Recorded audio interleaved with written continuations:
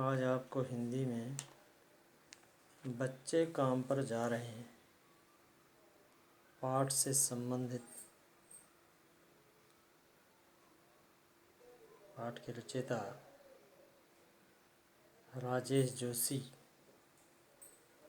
के जीवन के बारे में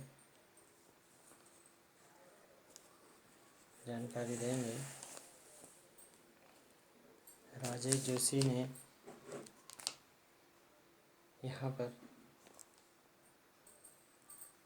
बच्चों के शिक्षा के बारे में चिंता जाहिर की है और बाल श्रम पर कटाक्ष किया है और लोगों को जगाने का प्रयास भी किया है। पाठ के बारे में जानकारी करने से पहले राजेश जोशी के जीवन के बारे में कुछ जानकारी कर लें।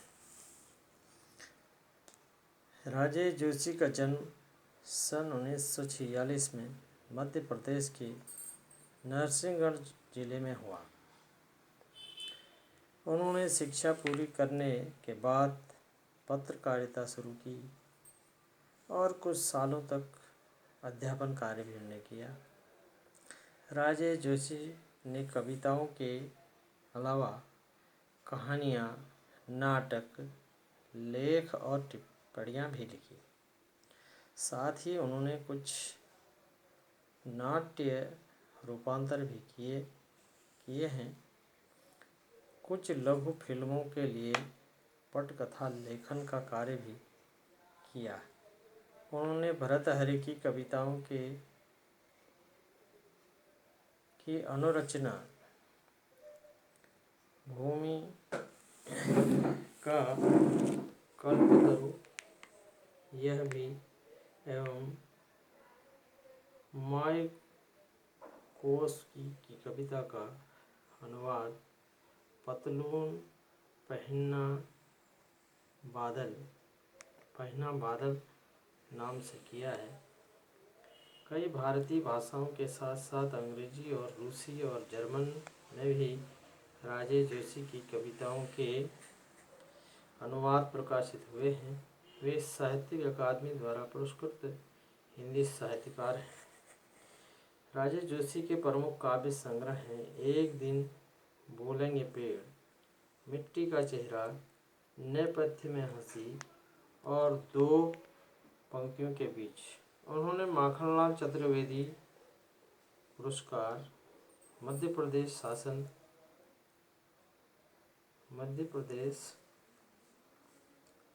शासन का शिखर सम्मान और साहित्य अकादमी पुरस्कार से भी उनको सम्मानित किया गया है।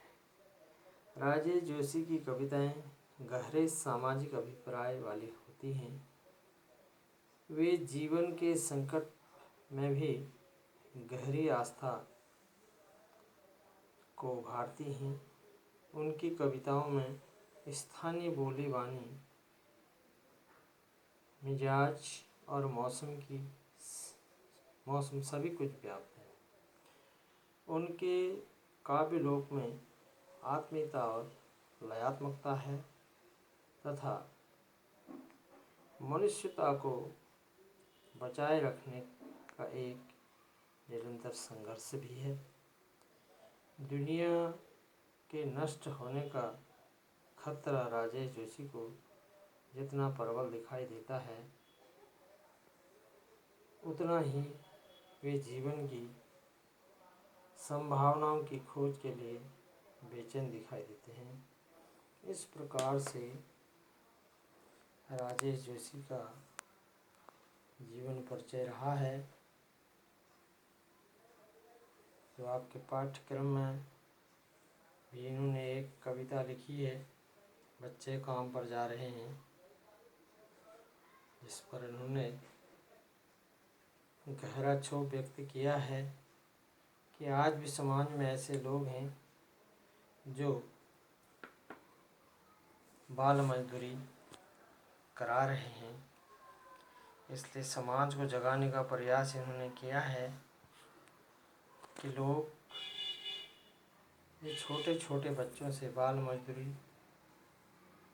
न कराएं और जो कराते हैं उनका विरोध किया जाए, और साथ ही बच्चों को शिक्षा का अधिकार के तहत शिक्षा से वंचित न रखा जाए।